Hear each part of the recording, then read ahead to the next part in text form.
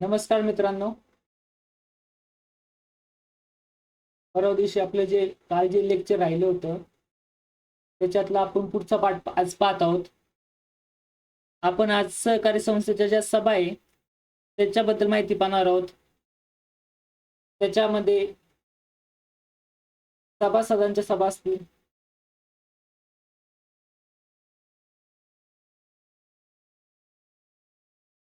किंवा संचालक मंडळाच्या सभा असतील,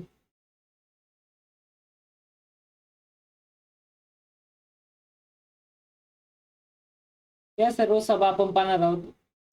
सभासद असतात जेव्हा आपण आपल्या संस्थेची नोंदणी करतो पूर्ण, त्यानंतर जी पहिली सभा असते तिच्याबद्दल माहिती पाहणार आहोत. त्यानंतर वार्षिकी सभा असतात त्या पाहणार आहोत. अजून जेव्हा सहकारी संस्था विसर्जित होते ती कोणती सभा असते.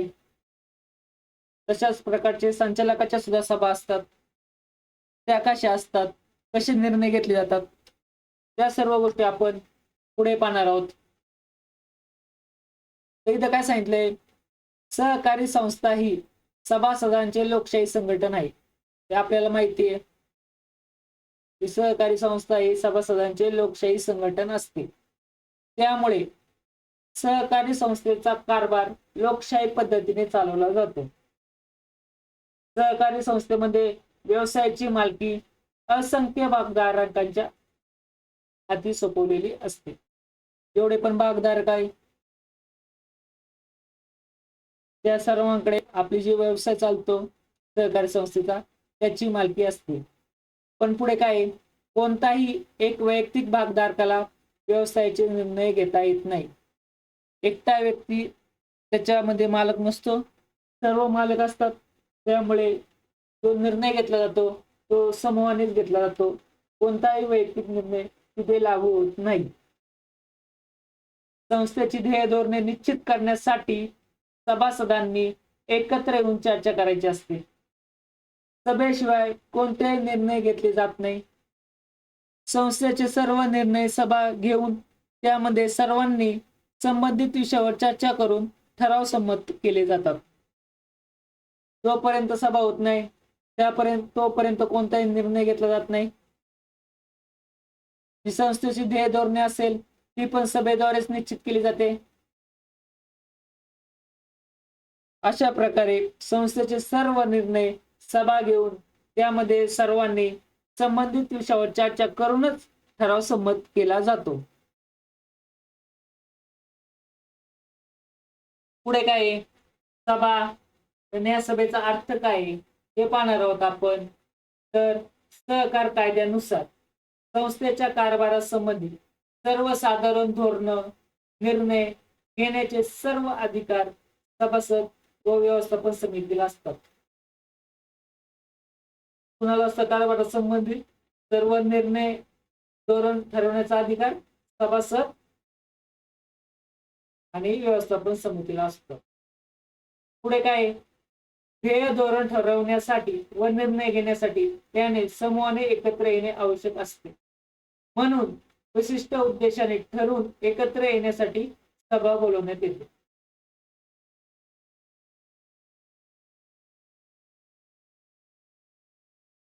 पुढे काय, विशिष्ट उद्देशाने पूर्व नियोजित ठिकाणी 2 किंवा अधिक व्यक्ती एकत्र येऊन विशिष्ट विषयावर चर्चा करून निर्णय घेणे या सभा म्हणतात. किती सांगितले, 2 पेक्षा अधिक.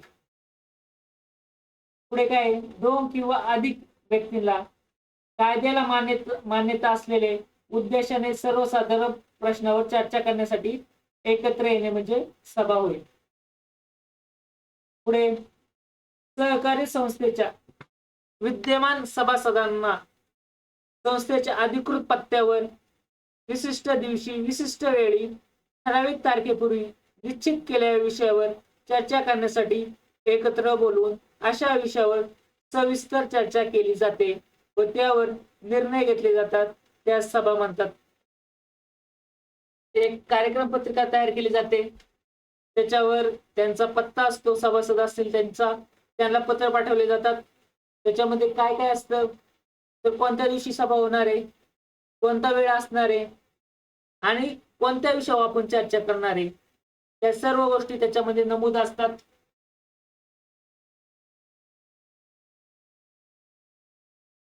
पुढे काय आहे? सभांचे प्रकार. नेमके सभांचे प्रकार कोणकोणते? तर महाराष्ट्र सहकारी कायदा 1960 व नियम हा कायदा बनवला गेला. त्या कायद्यासाठी काही नियम बनवले गेले, ते 1961 मध्ये बनवले गेले. त्यामुळे असे येतं सहकार संस्था कायदा 1960 नियम 61 चे काय घेतले 1961.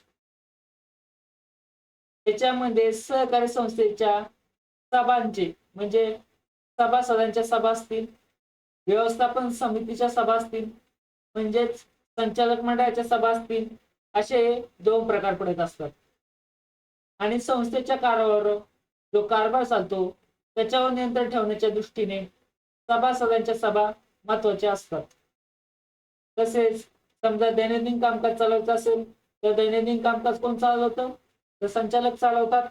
व्यवस्थापन समिती चालवते. तर दैनंदिन कारभाराविषयी जर निर्णय घ्यायचा असेल तर ती व्यवस्थापन समिती घेत असते. पुढे आपण हे पाहिलेले आता 2 प्रकार. पहिली सभा जेव्हा आपली सहकारी संस्था त्याची नोंदणी होते त्यानंतर पहिली सभा होते आणि त्या पहिल्या सभेतच तात्पुरत्या अध्यक्षांची निवड होते आणि ती 1 वर्षासाठी लागू असते. कारण की तोपर्यंत निवडणुका झालेल्या नसतात. जेव्हा निवडणुका होतात तेव्हा निवडून दिलेले व्यक्ती तिथे अध्यक्ष म्हणून असेल तर तोपर्यंत त्या निवडणूक घेण्यापूर्वीचा जो कालावधी आहे तोपर्यंत कुणीतरी ते सांभाळण्यासाठी एक व्यक्ती लागतो, संचालक मंडळ लागतं. मग ते काही लोकांना नामनिर्देशित करतात 1 वर्षासाठी. आधी मंडळाची वार्षिक सभा होते, जी वर्षाच्या शेवटी होते, ज्याच्यामध्ये हिशोब पुस्तके, वर्षभरात घेतलेले निर्णय, लाभांश, वेगवेगळ्या गोष्टींची चर्चा असते. विशेष सभा,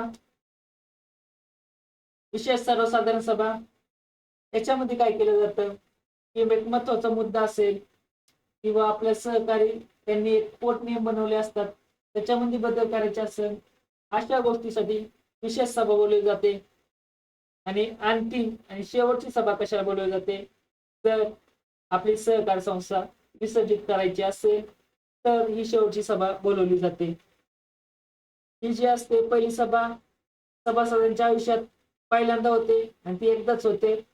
तर पहिली सभा ही परत होत नाही पहिली सभा.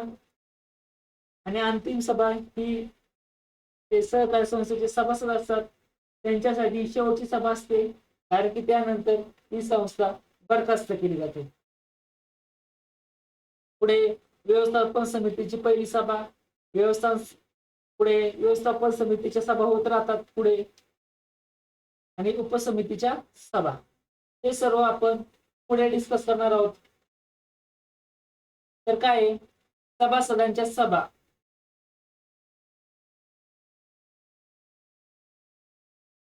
सहकारी संस्थेच्या ज्या सभेला सर्व सभासदांची उपस्थित राहून सभेच्या कामकाजात भाग घेण्याचा अथवा मतदानाचा हक्क असतो त्यांना सभासदांच्या सभा असे म्हणतात.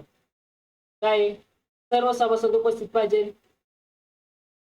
आणि ते कामकाजात भाग घेतात, तिथे मतदान पण करतात. त्या सभेला काय म्हणतात? सभासदांच्या सभा. त्यालाच आपण सर्वसाधारण सभा असे म्हणतो.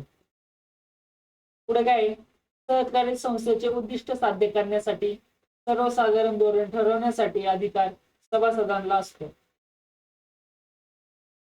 सभासदांच्या सर्वसाधारण सभा सार्वभौम व सर्वोच्च अधिकाराचे असल्यामुळे या सभांमधील निर्णय व्यवस्थापन समितीला अंमलात आणावे लागतात. हे जे निर्णय घेत असेल सर्वसाधारण सभा, ते सर्व निर्णय संचालक मंडळ असेल त्यांना अंमलात आणावे लागतात. आणि सहकारी संस्थेच्या सभासदांच्या सभेबाबत तरतुदी महाराष्ट्र सहकारी संस्था कायद्यातील कलम 75 आणि 76 आणि नियम जे बनवले 1961 कायद्याने त्याच्यामध्ये 59 ते 63 असे दिलेले आहेत. लक्षात ठेवा, कलम 75 व 76 सहकारी संस्थेच्या कायद्यामध्ये सभासदांच्या सभेबाबत तरतुदी आहेत. तर आपण या चॅप्टर मध्ये जेवढे तरतुदी असतील ते एका पेजवर लिहून ठेवा. तेवढेच तरतुदी पाठ करा, जास्त तरतुदी करण्याची गरज नाही. पुढे काय आहे? सभासदांच्या सभा ह्या सहकारी संस्थेच्या सर्व सभासदांसाठी त्या सभा असतात. आपण पाहिले उद्दिष्टे आणि धोरणे यानुसार सभासद सभामधून निर्णय घेतात. सभेमध्ये येणारे ठराव असू, दुरुस्त्या, सुधारणा यावर सभासदांमध्ये चर्चा होते व ठराव मंजूर केला जातो. त्यामुळे सभासद हा त्यांच्या सभेतील एक महत्वाचा घटक आहे. पहिले प्रकार पाहणार आहोत आपण. तर कोणती? पहिली साधारण मंडळ सभा, ज्याला नियामक सभा म्हणतो. ही पहिली सभा असते. त्या सभेत नियम बनवले जातात. ते कसे बनवले जातात, काय काय असतं, ते कसं कामकाज चालतं, ते आपण आता पाहणार आहोत मित्रांनो. तर याच्यामध्ये काय केलं जातं? महाराष्ट्र सहकारी संस्था कायदा 1960 या कायद्यातील नियम किती आहे? 59 नुसार सहकार संस्थेची नोंदणी झाल्याच्या तारखेपासून 3 महिन्याच्या आत सभा बोलवली जाते. ती कोणती असते? पहिली सभा. आधी आपली नोंद होते.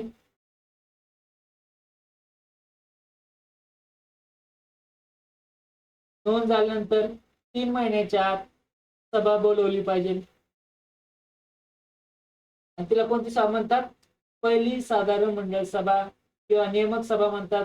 कारण की याच्यामध्ये काही नियम बनवले जातात. त्यासाठी या सभेला नियामक सभा असे म्हणतात. नोंदणीनंतर संस्थेचे कायदेशीर अस्तित्व सुरू होते. नोंदणी होती, संस्थेचे कायदेशीर अस्तित्व सुरू होते. प्रत्येक सहकारी संस्थेला कायद्यानुसार अशी सभा बोलवावी लागते. आणि ही कशी बंधनकारक आहे? पण सहकारी संस्थेच्या आयुष्यात ही फक्त एकदाच घेतली जाते. कारण की पहिली सभा आहे. पहिली सभा ही एकदाच घेतली जाणार आहे. दोनदा तीनदा घेतली जाणार नाही पहिली सभा. नोंदणी झाल्यानंतर जी पहिली सभा असते ती पहिलीच असते.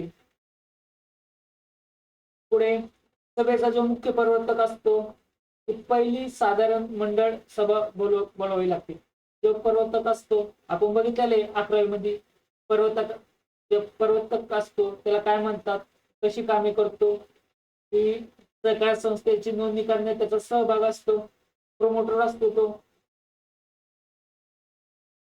तोच हा सभा बोलवतो. आणि मुख्य प्रवर्तकाने पहिली साधारण मंडळ सभा बोलवण्यास कसूर केला तर निबंधक असतो तोही अशा अधिकारात स्वतःच्या अधिकारात अशी सभा बोलू शकतो अथवा कोणताही अधिकृत व्यक्तीस अशी सभा बोलवण्याचा आदेश देऊ शकतो. जो प्रमोटर असतो, प्रवर्तक असतो, तो पहिली सभा बोलवतो. जर त्यांनी कसूर केला, 3 महिन्यात जर सभा बोलवली नाही तर निबंधक बोलवतो. पहिल्या सभेत काय काय केलं जातं, कसं कामकाज चाललं जातं? तर पहिल्या सभेत अध्यक्षाची निवड करणार, सहकारी संस्थेच्या नोंदणीची सभासदांना कल्पना देणार किंवा आपण जे ठरवलं होतं सहकार संस्थेची नोंदणी आपली झालेली निबंधकाकडे. पुढे काय? सहकार निबंधकाने सहकारी संस्थेसाठी मंजूर केलेले पोटनियम उपविधी स्वीकारणे. ते पोटनियम बनवले असतात. आपण 4 प्रती नियमाच्या निबंधकाकडे सबमिट करतो. त्याच्यात त्रुटी असेल तर निबंधक सांगतो, त्या त्रुटी दुरुस्त केल्या जातात. त्यानंतर तिकडून नियम पास होतात आणि तेच नियम आपण त्या सहकारी संस्थेची जी पहिली सभा असते त्याच्यामध्ये मांडतो आणि त्याची मंजुरी घेतो. पुढे सहकारी संस्थेच्या अधिनियमातील तरतुदीस अधीन राहून रितसर निवडणुका होईपर्यंत हंगामी व्यवस्थापन समितीची एका वर्षासाठी निवड केली जाते. म्हणजे जेवढे सभासद असतात ते काय करतात, निवडणूक व्हायची बाकी आहे पण आपल्या संस्थेचा कारभार चालवावा लागतो. त्यासाठी तात्पुरत्या स्वरूपात एक हंगामी संचालक मंडळ किंवा व्यवस्थापन मंडळ स्थापन केलं जातं. ते कितीसाठी असतं? 1 वर्षासाठी निवडलं जातं. आणि संस्थेच्या स्थापनेसाठी झालेल्या प्राथमिक खर्चास मान्यता दिली जाते. ही संस्था आहे ती स्थापन झाली, स्थापनेसाठी काही खर्च तर झालेलाच असतो, आणि त्या खर्चाला त्या सभेकडून मान्यता दिली जाते. पुढे काय, हिशोब पत्रक स्वीकारणे, सभेच्या तारखेच्या 14 दिवस आधी प्रवर्तकाने केलेल्या सर्व व्यवहाराबाबतचे प्रतिवृत्त सादर करणे. हिशोब पत्रक स्वीकारतात, सभेच्या तारखेच्या 14 दिवस आधी जे प्रवर्तकाने केलेले सर्व व्यवहाराबाबतचे प्रतिवृत्त सादर केले जाते आणि प्रवर्तकाच्या नावाने असलेले जिल्हा मध्यवर्ती सहकारी बँकेचे खाते संस्थेच्या नावाने हस्तांतरित केले जाते. तुम्हाला माहिती आहे, जो प्रमोटर असतो, प्रवर्तक असतो, तो सहकारी संस्थेची नोंदणी करण्याच्या आधी, कारण की नोंदणी झालेली नसते, पण ती नोंदणी करायची असेल त्याच्यासाठी म्हणजे आपली सहकारी बँक असते त्याच्यामध्ये खातं लागतं, निबंधकाला सादर करावं लागतं, ते त्यांची कागदपत्र आहे त्याचा एक भाग आहे. तीच कागदपत्र जे आपण बँकेत खातं उघडतो ते खातं सहकारी संस्थेच्या नावावर ट्रान्सफर केलं जातं, कारण की प्रवर्तक जर ठेवलं तर प्रवर्तक कसले पण व्यवहार करू शकतो, की ते सहकारी संस्था आहे त्याच्यातले पैसे पण एकटा काढू शकतो, पण ते संस्थेच्या नावासाठी लागतं, संस्थेच्या नावावर सगळे व्यवहार होत राहतात. त्यामुळे प्रवर्तकाचं जे नाव असतं ते नाव काढून आपण त्या जिल्हा मध्यवर्ती सहकारी बँकेचं नाव टाकतो. नवीन सभासद असतात त्यांना प्रवेश देतो आपण, नोंदणीच्या आधी सभासद, परत नोंदणी नंतरचे सभासद. सभासदांना द्यायची कर्ज मर्यादा ठरवतो, कितीपर्यंत कर्ज द्यायचं, पुढील वर्षासाठी अंदाजपत्र मंजूर करतो, आणि अध्यक्षाच्या परवानगीने ऐनवेळी येणारे विषय, जर कोणते महत्वाचे विषय असेल अध्यक्षांची परवानगीवर बाकीचे विषय त्याच्यात इन्क्लूड केले जातात. अशा प्रकारे पहिली साधारण सभा ही या सहकारी संस्थेत होते. पहिली साधारण मंडळ सभा ही संस्थेच्या स्थापनेचा हेतू, उद्देश सफल होण्याच्या दृष्टीने आयोजित केली जाते. शिवाय या संस्थेचा आकार व दिशा देण्याचे काम केले जाते. पुढे काय, वार्षिक सभा. प्रत्येक सहकारी संस्थेचे महाराष्ट्र सहकारी कायदा 1960 कलम 75 नियम 60 नुसार सहकारी संस्थेचे आर्थिक वर्ष संपल्यानंतर 6 महिन्याच्या आत, किती 6, पहिली सभा 3 महिन्याच्या आत, आणि वार्षिक सभा आर्थिक वर्ष संपल्यानंतर 6 महिन्याच्या आत सभासदांची अधिमंडळाची वार्षिक सभा बोलवली पाहिजे. या सभेला अधिमंडळाची सभा, सर्वसाधारण सभा असं म्हणतात. ही सभा दरवर्षी बोलवली जाते, आणि सहकारी संस्थेचे आर्थिक वर्ष हे 31 मार्चला संपते. कितीला संपते? 31 मार्चला. लक्षात ठेवा, जेवढ्या सहकारी संस्था आहे त्यांचं आर्थिक वर्ष 31 मार्चला सुरू होते, 1 एप्रिल ते 31 मार्च. मग आरबीआयचं आर्थिक वर्ष काय?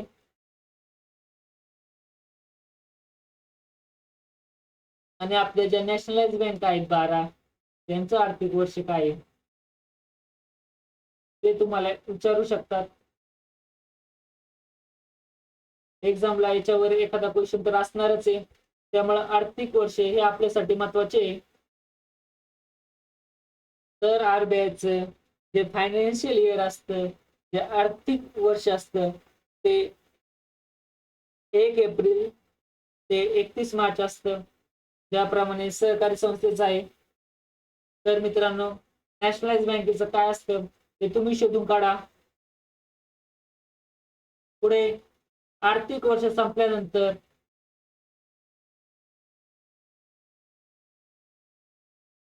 45 दिवसाच्या आत संस्थेच्या वार्षिक हिशोब पत्रके पूर्ण करावी लागतात. कधी करावे लागतात? वा आर्थिक वर्ष संपल्यानंतर 45 दिवसाच्या आत, जवळजवळ 1.5 महिना होतो हा. व 4 महिन्याच्या आत या संस्थेचे लेखा परीक्षण करून घेणे बंधनकारक आहे. त्या वार्षिक आपले जे आर्थिक वर्ष संपतं त्याच्यानंतर 4 महिन्याच्या आत हे लेखा परीक्षण करून घेणं गरजेचं असतं. ते कसं आहे, बंधनकारकच आहे, घ्यावंच लागतं. पुढे अधिमंडळाची वार्षिक सभेची सूचना सचिवाने सर्व सभासदांना उपविधेतील तरतुदीनुसार सभेपूर्वी किमान 14 दिवस आधी द्यावी लागते. किती दिवस आधी? 14 दिवस.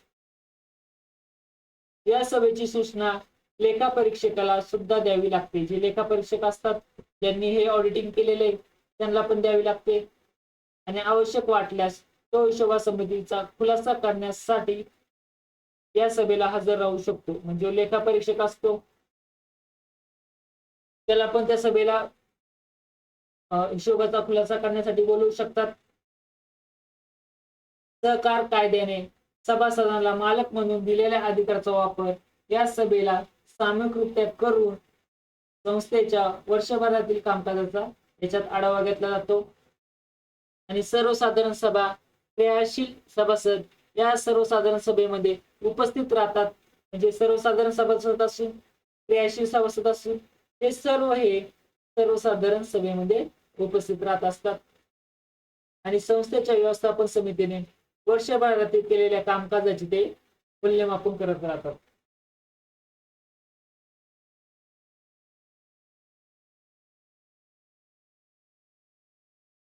पुढे काय, पहिल्या साधारण सभे व्यतिरिक्त संस्थेच्या इतरही सर्वसाधारण सभा सचिव किंवा उपविधीद्वारे किंवा तरतुदी असेल अशा सभा बोलवण्यासाठी प्राधिकृत करण्यात आलेला कोणताही अधिकारी निबंधकाला सूचना देऊन कलम 75 मधील पोट कलम 1 मध्ये नमूद केलेल्या कालावधीमध्ये भरवली.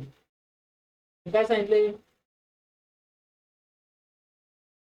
जी पहिली सभा असेल त्याच्यानंतरच्या ज्या सर्वसाधारण सभे, पहिल्या साधारण सभे व्यतिरिक्त ज्या इतर सभा असेल त्या सभा कोण बोलवतं?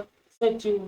त्या नियमानुसार ज्या व्यक्तीला प्राधिकृत केला आहे तो बोलवतो. आणि तो अधिकारी आधी निबंधकाला सूचना देऊन कलम 75 लक्षात ठेवा, त्याच्यामध्ये पोट कलम 1 मध्ये नमूद केलेल्या कालावधीमध्येच ते भरवेल.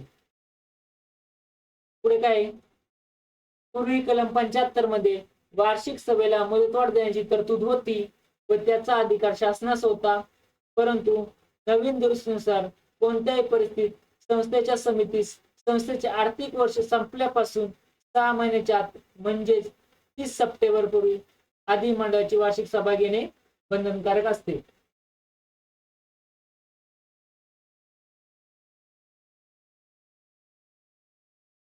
हे लक्षात ठेवा, 6 महिन्याच्या आत 30 सप्टेंबर पण लक्षात ठेवा.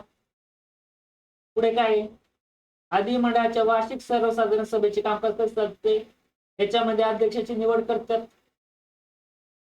पहिली सभा संपलेली आहे, ती आता वार्षिक सभा आहे. याच्यामध्ये प्रत्येक कार्यक्रमामध्ये एक अध्यक्ष असतो. मागील सभेचे इतिवृत्त सभावृत्त वाचून कायम करणे, रिक्त होण्या संचालकाची जागा जर रिक्त झाली असेल तर नवीन संचालक निवडतात. मागील आर्थिक वर्षाचे जमा खर्च, नफा तोटा, ताळेबंद पत्रक, हिशोब तपासणीच्या अहवालात इत्यादीला मंजुरी देतात. पुढे मागील वर्षाच्या लेखापरीक्षण अहवाल असेल, आधीच्या लेखापरीक्षणाचा दुरुस्ती अहवाल असेल, समिती अहवाल स्वीकृतीसाठी ठेवणे आणि वार्षिक अहवालास मंजुरी देणे, अशा प्रकारच्या गोष्टी होत राहतात. पुढे पुढील आर्थिक वर्षासाठी अंदाजपत्र मंजूर करतात. जो लाभांश असतो तो दर ठरवला जातो, जाहीर केला जातो. संस्थेच्या अंतर्गत हिशोब तपासणीचे व्यवस्थापन केले जाते.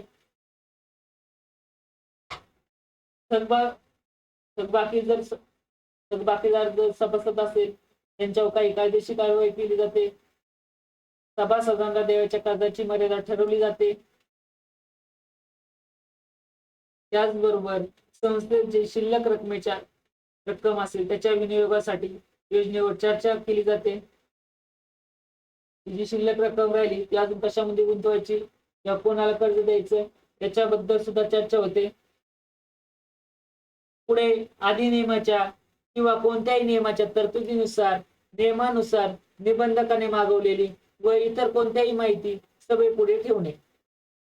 निबंधकाने कोणती माहिती मागवली असेल ती पण या सभेत चर्चेली जाते. पुढे काय, संचालक मंडळ सदस्य व त्यांच्या नातेवाईकांना दिलेल्या कर्ज खात्याची माहिती देणे. संचालक मंडळ असेल त्याच्यातले जे सदस्य आहे त्यांची किंवा त्यांच्या नातेवाईकांनी जे कर्ज दिले त्याच्याबद्दल सुद्धा या कर्ज खात्याची माहिती दिली जाते. पुढे निबंधकाने जाहीर केलेल्या पॅनल मधील मान्यता प्राप्त लेखा परीक्षकांची चालू आर्थिक वर्षाचे लेखा परीक्षण करण्यासाठी नेमणूक करणे. काय करतात? चालू आर्थिक वर्षासाठी लेखा परीक्षकाची नेमणूक करणे. पुढे अध्यक्षाच्या परवानगीने ऐनवेळी जर कोणता सब्जेक्ट महत्वाचा असेल, कोणता विषय महत्वाचा असेल, तो पण याच्यामध्ये चर्चा केली जाते. म्हणजे याच्यामध्ये काय होतं, या आर्थिक वर्षात केलेल्या संपूर्ण कामकाजाचे मूल्यमापन या सभेद्वारे होत असते मित्रांनो.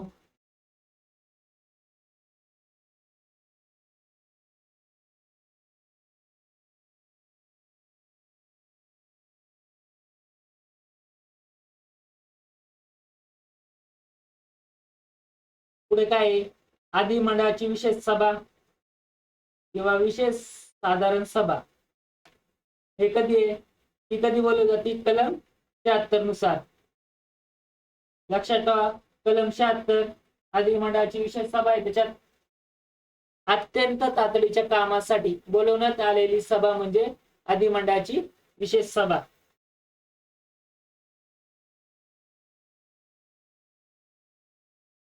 दोन वार्षिकी सर्वसाधारण सभेच्या मधील काळात होणाऱ्या सभांना अधिमंडळाची विशेष सभा म्हणतात. किती? 2 वार्षिक सर्वसाधारण सभेच्या मधील. या सभा विशेष कामकाजासाठी भरवल्या जातात.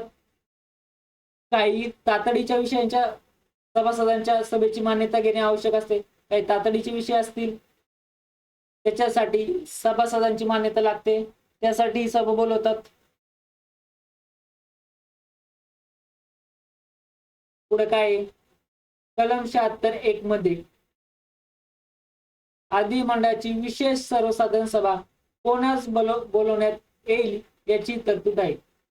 कोण बोलू शकता? सहकारी संस्थेचा अध्यक्ष किंवा व्यवस्थापन समितीला बहुमताने 1 महिन्याच्या मुदतीत खालील प्रसंगी अशी सभा बोलवता येते. पुन्हा येते व्यवस्थापन समितीला, पण त्यांच्याकडे बहुमताने 1 महिन्याच्या मुदतीत. काय सांगितले? सहकार संस्थेच्या 1/5 सभासदांनी किंवा उपविधित तरतुदीनुसार विशेष सभेची मागणी करण्यासाठी नमूद करण्यात आलेल्या सभासद संख्या यापेक्षा जी संख्या कमी असेल त्या संख्येने सभासदांनी लेखी मागणी केल्यास किंवा सहकार निबंधकाच्या सूचनेनुसार, म्हणजे 1/5 एवढ्या लोकांनी मागणी केल्यात किंवा याच्यापेक्षा जरी कमी संख्या असेल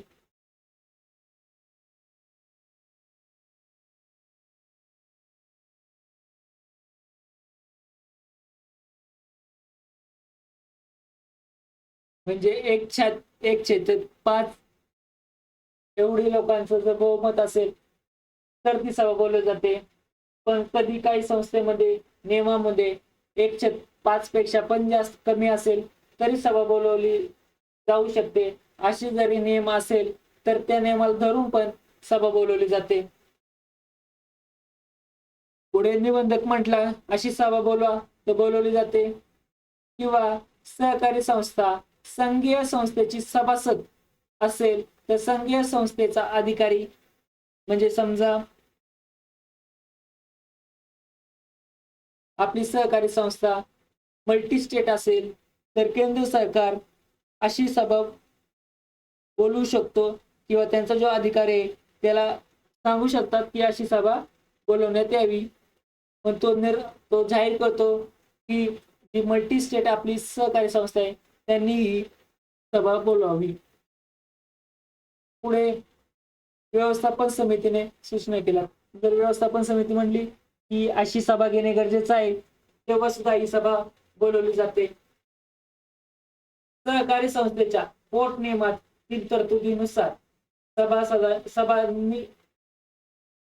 सभासदांनी मागणी केलेली अधिमंडळाची विशेष सभा बोलवण्यात आलेली नाही तर सहकार निबंधक व त्याने नियुक्त केलेला जो अधिकारी असेल तो अशी सभा बोलवतो. जे सभासद असेल त्यांनी अशी जर मागणी केली की अशी विशेष सभा बोलवली पाहिजे, पण व्यवस्थापन समितीने अध्यक्षांनी अशी सभा बोलवली नाही तर निबंधक काय करतो, अशी सभा बोलवतो. किंवा त्यांनी दुसरा एखादा अधिकारी असेल त्याला नियुक्त केलेला असेल तो बोलवतो. अशा प्रकारे बोलवण्यात आलेली सभा ही व्यवस्थापन समितीने रीतसर बोलवली आहे असं मानलं जातं. विशेष सभा असेल ही सभा 7 दिवस अगोदर लेखी स्वरूपाने सर्व सभासदांना सूचना देऊन बोलवली जाते.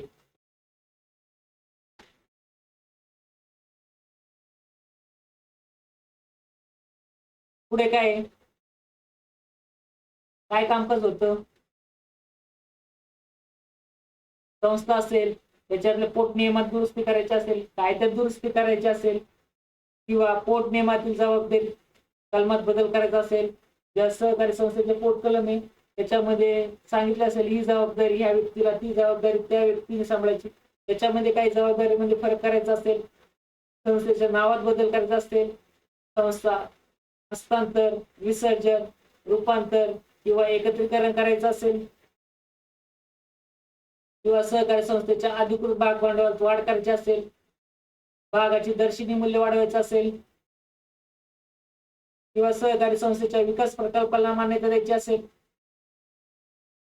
किंवा सहकारी संस्थेच्या पदाधिकाऱ्याविरुद्ध अविश्वास ठराव आला असल्यास त्याच्यावर विचार करायचा असेल किंवा निबंधकाच्या आदेशानुसार त्यांनी सुचवलेल्या कामकाजासाठी सभा घेणे आणि शासनाची नवीन धोरणे अंमलबजावणी करणे याच्यासाठी सुद्धा विशेष सभा बोलवली जाते.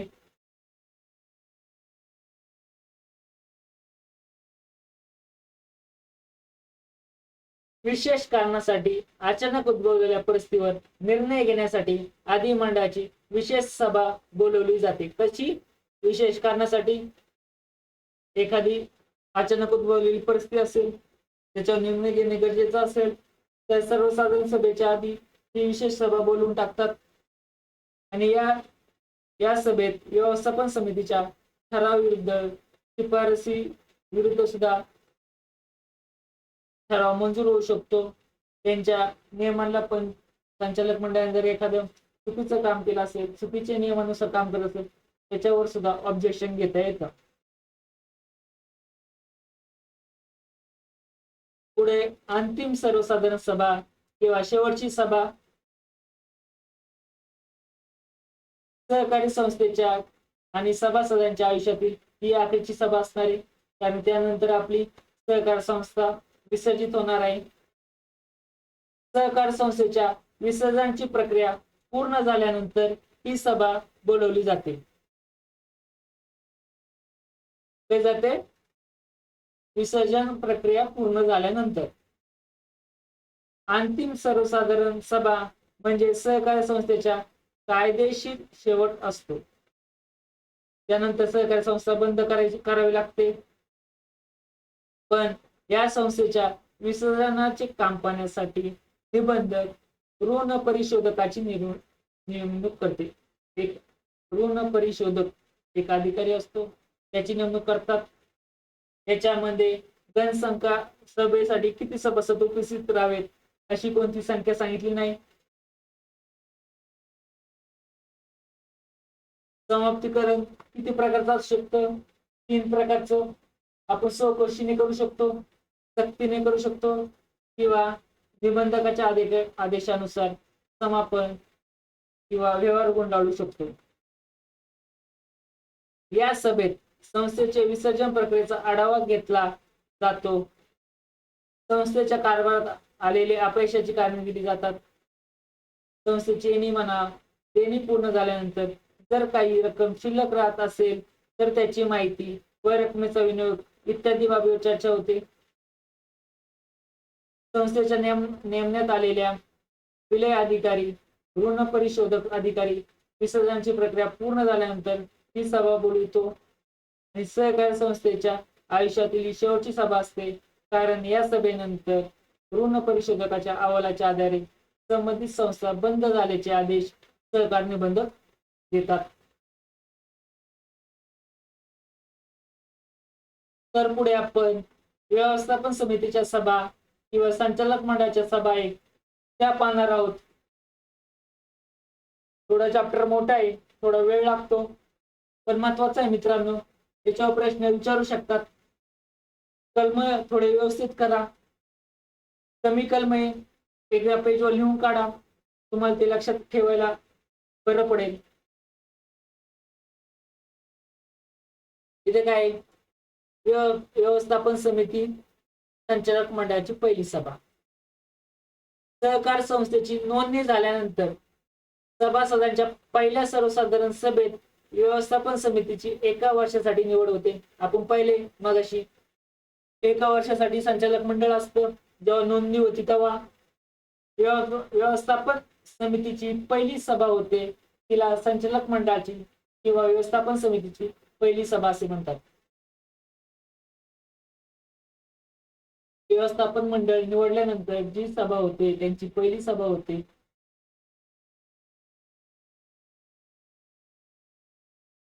पुढे कलम 73 मध्ये तात्पुरती समितीचा कालावधी, म्हणजे कलम 73 लक्षात ठेवा, तात्पुरत्या समितीचा कालावधी एका वर्षापेक्षा जास्त असू शकत नाही असं लिहिलेलं आहे. पहिल्या संचालक मंडळाच्या सभेत जे विषय चर्चेले असतात ते सर्व नंतरच्या सभेत नसतात, कारण त्यांचे प्रयोजन शिल्लक राहिलेले नसते. निवडलेल्या समितीत जे अधिकार व कामे असतात तेच हंगामी कार्यकारी समितीलाही असतात. पुढे सहकारी संस्था अस्तित्वात आल्यानंतर ही सभा असल्याने या सभेत सहकारी संस्थेचे विस्तर कामकाज सुरू होण्याच्या दृष्टीने खालील विषयावर कामकाज चालते. काय कामकाज चालतं? अध्यक्षांची निवड करणे, संस्थेच्या नावाने जिल्हा मध्यवर्ती सहकारी बँकेत खाते उघडणे व बँक खाते चालवण्याचे अधिकार देणे,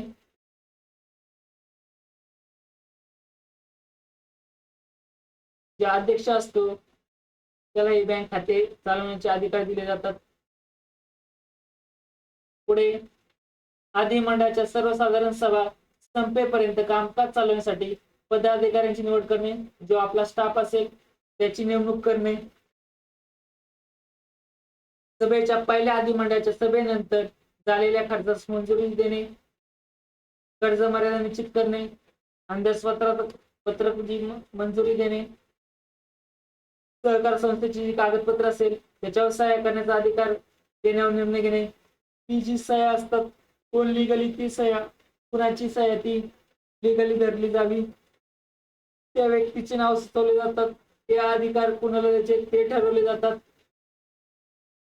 संस्थेची जी कामकाज असेल त्याची दिशा ठरवतात आणि निबंधकाने मंजूर केलेल्या उपविधी मान्यता देणे. पुढे काय व्यवस्थापन समितीच्या सभा.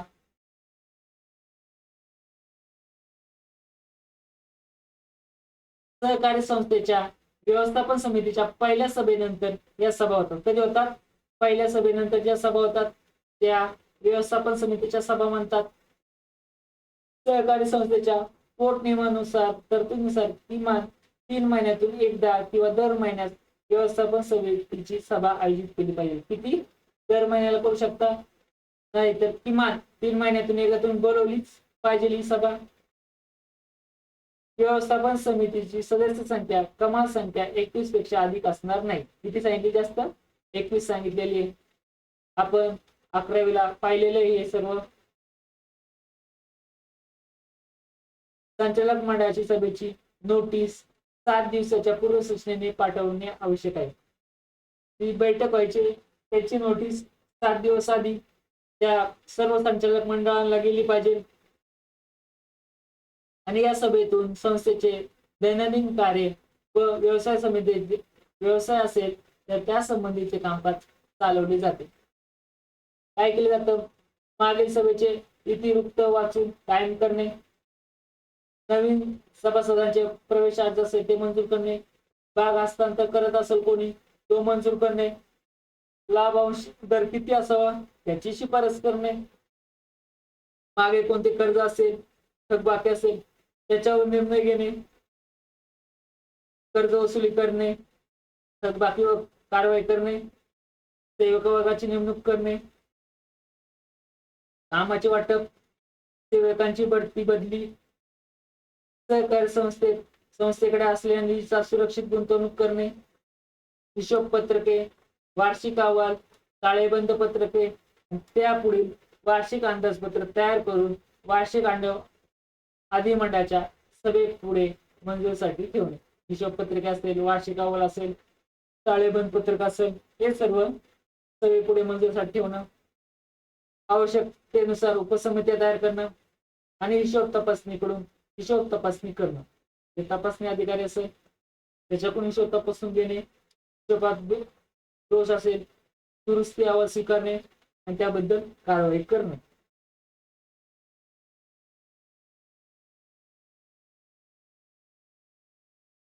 पुढे उपसमितीच्या सभा दिल्यात. सहकारी संस्थेचे आकारमान व संचालक मंडळाची सभासदांची संख्या ज्यावेळी जास्त असते त्यावेळी निरनिराळ्या विषयाच्या किंवा कार्याचा स्वायत्तपणे विचार करून निर्णय घेण्यासाठी उपसमित्या नियुक्ती केली जातात. व्यवस्थापन समितीच्या सदस्यांपैकी काही सदस्यांची उपसमिती तयार केली जाते. उपसमितीत किमान 3 सभासद असतात. जर सहकारी संस्थेचा आकारमान मोठा असेल, संचालक मंडळाची सभासद संख्या जर जास्त असेल, त्यामुळे एखादा विषय असेल त्याच्याबद्दल स्वायत्त कार्य करण्यासाठी एक उपसमिती बनवली जाते आणि त्या उपसमितीत किमान 3 असतील, जास्तीत जास्त किती असू शकतात. संचालक मंडळाचा जो अध्यक्ष असतो हाच उपसमितीचा अध्यक्ष असतो आणि अशा समितीला संबंधित विषयातील तज्ञ व्यक्तींची नियुक्ती करण्यात येते. जो विषय असेल त्याच्यामधील कोण तज्ञ असेल, कृषी संदर्भात जर एखादी समिती असेल तर कृषी संबंधित तज्ञ त्या समितीमध्ये इन्व्हॉल्व असतो आणि व्यवस्थापन समितीकडून या उपसमितीला अधिकार देण्यात येतात. उपसमितीला कार्यकारी समितीच्या नियंत्रणाखाली कामकाज करावे लागते. उपसमित्यांनी घेतलेल्या निर्णयांना कार्यकारी समितीची मान्यता असणे आवश्यक असते. कुणाची? कार्यकारी समितीची मान्यता. उपसमितीच्या सभेबाबत तरतुदी संस्थेच्या उपविधीत असतात. नियमात असतात संस्थेच्या. साधारण व्यवस्थापन समितीच्या सभेसारखी कार्यपद्धती या उपसमितीच्या सभांची असते. पुढे संचालक मंडळाच्या सभेत उपसमितीच्या अहवालावर चर्चा होते. सामान्यतः उत्पादन वाढ, उत्पादन विक्री, मालमत्ता खरेदी, कर्मचारी प्रबंधन, कर्ज उभारणी, वित्तीय व्यवस्थापन, भाग हस्तांतर यासारख्या विषयासाठी उपसमित्या नेमतात आणि उपसमितीच्या सभांचे इतिवृत्त स्वतंत्र पुस्तकात नोंदवण्यात येते. हे वेगळं पुस्तक असतं. अशा प्रकारे मित्रांनो हे आपण सभांचे प्रकार पाहिले आहोत.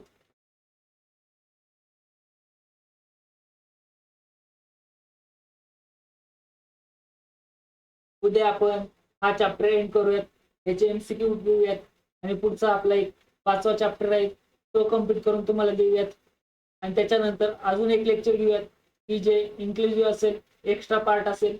त्यानंतर हे सहकार आपलं सर्व संपलं जाईल आणि त्याच्यानंतर आपण कम्प्युटर चालू करणार आहोत मित्रांनो. चला तर मित्रांनो भेटूया उद्याच्या लेक्चरला.